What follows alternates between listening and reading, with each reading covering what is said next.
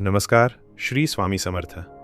तुमचं मनापासून स्वागत आहे या चॅनलवर श्री स्वामी समर्थ अनुभवांची साक्ष. इथे शब्दांपेक्षा अनुभव बोलतात. शांततेतून उमटलेली जाणीव इथे प्रत्येक कथेत जाणवते. त्या माणसाचं आयुष्य बाहेरून पाहिलं तर अगदी साधंच होतं. रोजचं काम, घरची जबाबदारी आणि मनात सतत चालणारे विचार. पण आतून तो खूप दिवस अस्वस्थ होता.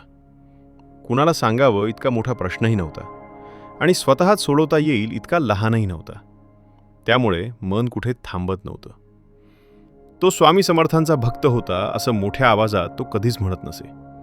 त्याचं कुठेही दर्शनाला जाणं, गाजावाजा करणं असं काही नव्हतं. पण एखादा कोपरा, एखादी शांत वेळ आणि नाव न घेताही मनात येणारी जाणीव, एवढंच त्याचं नातं होतं. त्या दिवशीही काही वेगळं घडेल अशी अपेक्षा त्याच्या मनात नव्हती. तो दिवसही इतर दिवसांसारखाच सुरू झाला होता. पण मनावरचा ताण मात्र काही केल्या हलका होत नव्हता. प्रश्न सुटत नव्हता आणि विचार थांबत नव्हते.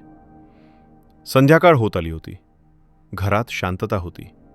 बाहेर कुठलाही आवाज नव्हता आणि तो फक्त बसून होता. काही मागत नव्हता, काही बोलत नव्हता.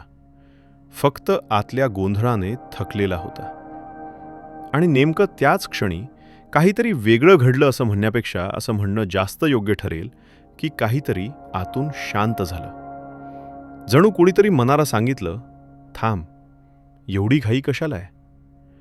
त्या क्षणाला कुठलंही दृश्य नव्हतं, कुठलाही आवाज नव्हता, कुठलाही चमत्कार नव्हता. पण मनात जे सतत आकसून धरलेलं होतं ते हळूहळू सैल व्हायला लागलं. त्याला असं वाटलं नाही की प्रश्न सुटले, पण हे नक्की वाटलं की प्रश्न असूनही आपण तुकलो नाही आहोत. स्वामी समर्थ दिसले असं तो कधीच म्हणणार नाही, पण स्वामी समर्थ जवळ आहेत असं जाणवलं. अशी अनुभूती त्याच्या मनात उमटली. त्या जाणीवेत भीती नव्हती, थरार नव्हता. उलट एक विचित्र शांतता होती, जी कोणतंही उत्तर देत नव्हती, पण घाई थांबवत होती. त्या क्षणानंतर त्याचं आयुष्य लगेच बदललं असंही झालं नाही. परिस्थितीही तशीच होती, प्रश्नही तसाच होता, पण त्याच्याशी वागण्याची पद्धत बदलली. आधी जो प्रश्न सतत डोक्यावर घेऊन फिरत होता तो आता डोक्यात राहिला, पण मनावर बसला नाही. त्या भक्तासाठी साक्षात्काराचा अर्थ हा काही दिव्य दर्शन नव्हता. तो होता आतल्या आवाजाचा थांबणं आणि त्या शांततेत जाणवलेली उपस्थिती. त्याला एक गोष्ट स्पष्ट झाली की स्वामी समर्थांची साथ म्हणजे हात धरून मार्ग दाखवणं नाही, तर पायाखालची जमीन घट्ट आहे याची जाणीव करून देणं आहे. त्या अनुभूतीनंतर त्याने कुणाला काही सांगावं असंही त्याला वाटलं नाही. कारण तो क्षण सांगण्यासाठी नव्हता, तो मनात ठेवण्यासाठी होता. दिवस गेले, आयुष्य पुढे सरकलं, अडचणी आल्या, पण त्या दिवसासारखी अस्वस्थता परत कधी आली नाही. कारण त्या एका शांत क्षणाने त्याला हे कळलं होतं की प्रत्येक वेळी काही घडायलाच हवं असं नाही.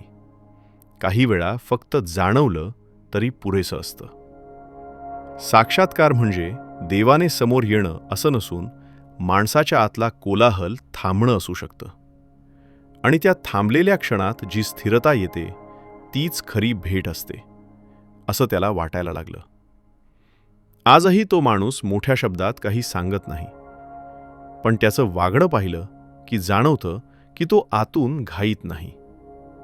तो निर्णय घेताना थांबतो, प्रतिक्रिया देताना विचार करतो. आणि कदाचित हीच त्या अनुभवाची खरी खूण आहे.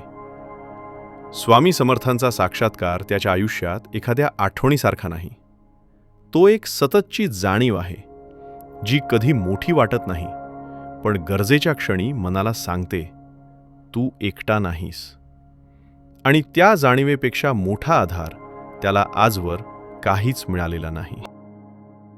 स्वामी समर्थांची साथ आपल्या आयुष्याला स्थैर्य देत राहो. पुढील अनुभवानिशी लवकरच.